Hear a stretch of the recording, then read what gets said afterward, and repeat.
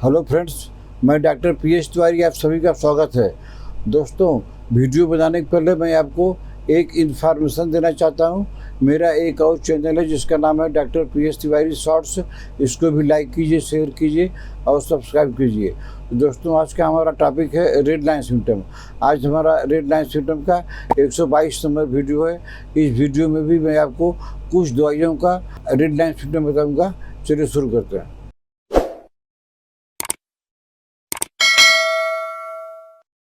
दोस्तों, पहली दवाई का नाम है सल्फ़र। सल्फ़र का रेड लाइन सिम्टम बहुत सारा है, लेकिन सबसे बड़ा रेड लाइन सिम्टम क्या है कि अगर आपके शरीर में कहीं भी दाने निकल गए हैं, दाने में बर्निंग और रीचिंग दोनों चीज़ है, तो ऐसे पेशेंट को सल्फ़र 200 2 बूंद एक डोज डेली सुबह कम से कम 2 हफ्ता दीजिए।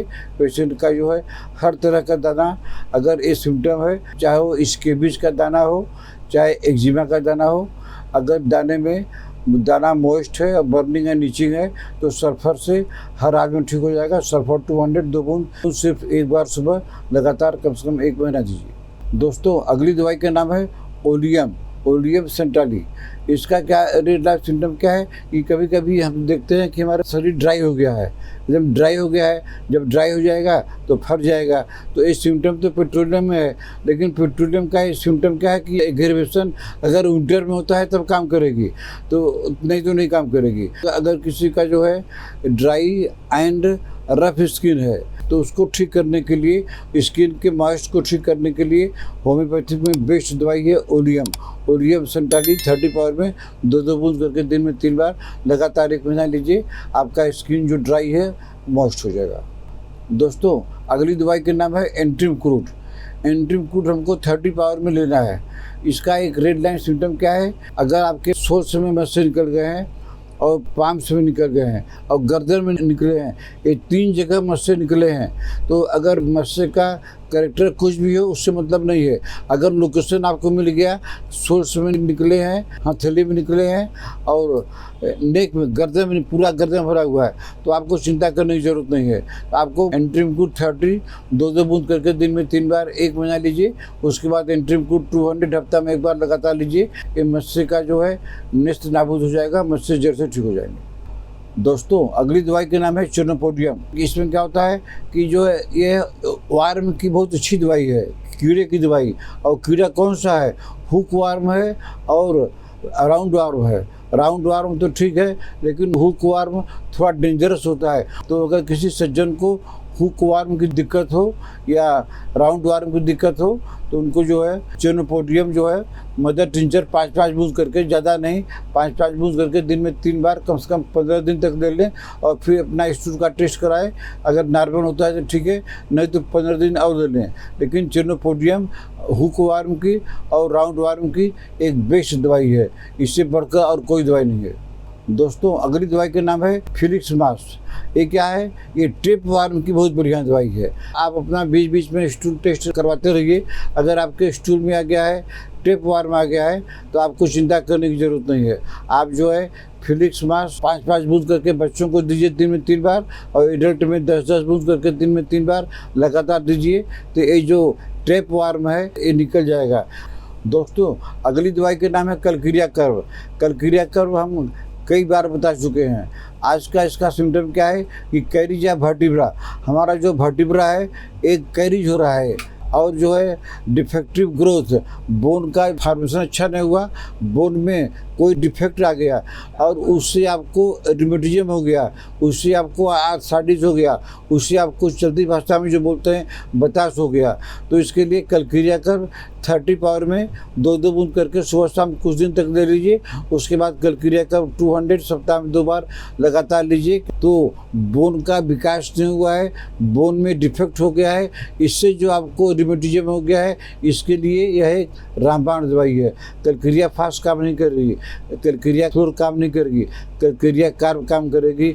अगर हड्डी के दोष से आपको बतास हो गया है, रिमेटिज्म हो गया तो। दोस्तों, अगली दवाई का नाम है सालिसिया। सालिसिया 200 हमको लेना है, हफ्ता में 1 बार लेना है। इसका रेड लाइन सिम्टम क्या है? It cures necrosis of bone. ये बोन को सड़ने से रोकती है। अगर नेक्रोसिस हो गया है तब भी ये काम करेगी। सालिसिया 200 हफ्ता में एक बार लगातार देते रहिए। बीच में डोज बढ़ा दीजिए, सालिसिया 30 कर दीजिए 1 महीने बाद में, और फिर 1 महीने बाद सालिसिया 200 हफ्ता में एक बार लीजिए। तो आपका जो बोन का नेक्रोसिस हो रहा है, बोन जो खराब हो रही है, बोन जो डिस्टर्ब हो गई है, उसके लिए सालिसिया बोन के नेक्रोसिस को ठीक कर देगी। बोन अपने नॉर्मल कंडीशन में आ जाएगा।